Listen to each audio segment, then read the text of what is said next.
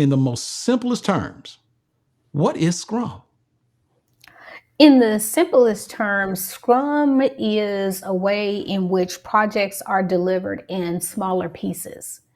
You'll hear people call it smaller increments. What normally happens is that rather than taking a project that could easily go 6 months to a year and deliver it at the end of that year or 6 months, with Scrum, we're taking these projects and delivering them over like a 2 to 4 week period. During that 2 to 4 week period, it's not the entire project that's being delivered.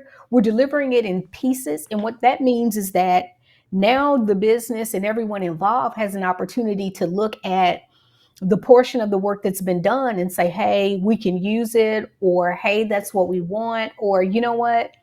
I don't think that was a good idea. Let's go a totally different direction. Okay. So just in a nutshell, it's just delivering it in smaller pieces as it relates to the project, but it gives flexibility to make changes. Flexibility to make changes. Okay. Mhm. So that's Scrum.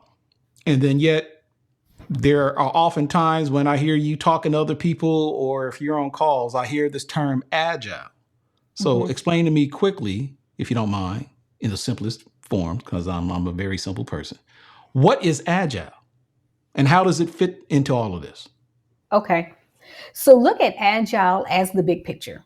I always like to refer to Agile as an umbrella.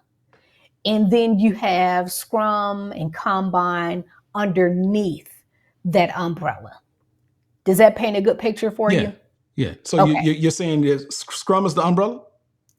I'm saying Agile is the Agile is the umbrella, umbrella and and I'm Scrum saying fits Scrum is underneath. underneath that. Gotcha. So when you Okay. look at it from a visual perspective, Agile is the overarching piece, is the big picture, and Scrum is underneath that as well as Combine. Those are just different frameworks and different ways in which projects are ran. Okay. So as it relates to organizations and teams, what problems do or does Scrum solve?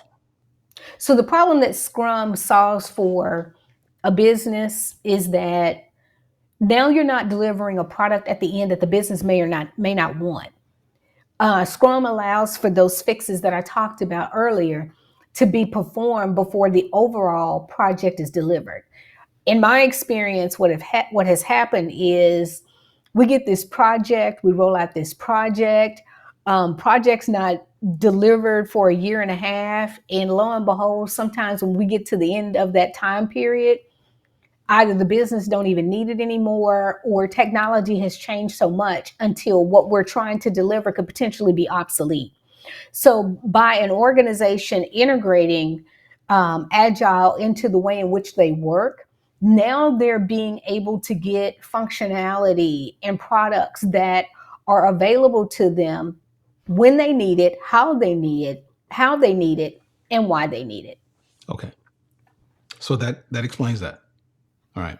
So what is the role of the Scrum Master? Or what is the role of, I mean, how is that important? Because I hear Scrum and then there's Mhm. Agile, and then we hear this term of someone being known as a Scrum Master. So what or why is the role of a Scrum Master important?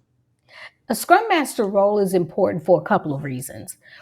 First of all, a Scrum Master is a servant leader, which means they are there to, I hate to say serve the team, but they really serve the team because a Scrum Master comes in and they protect the team from any additional work that's being requested that the team can't take on.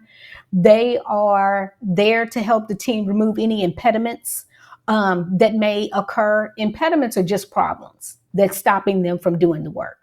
So, the Scrum Master jumps in and helps to resolve any of those problems. The Scrum Master is there to help coach and guide the team to become self organizing teams or teach the team about the framework if they're not aware.